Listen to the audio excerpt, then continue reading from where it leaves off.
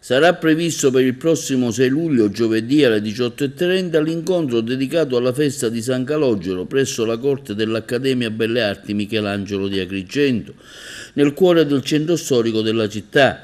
L'iniziativa Officino di Girgenti è giunta alla sua 10ª edizione, organizzata dal Comitato per le Tradizioni Popolari Siciliane, e intende raccontare la storia del Santo Nero e le sue antiche usanze.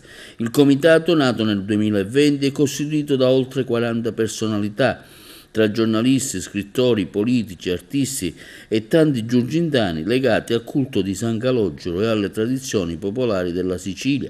Sarà previsto un momento di offerta e distribuzione del pane di San Calogero, tradizione da custodire e valorizzare.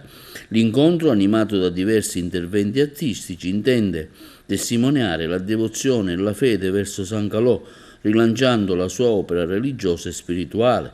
Saranno altresì consegnate delle targhe speciali a famiglie di portatori e devoti della festa che tramandano a figli e nipoti la devozione del santo e alle sue credenze popolari.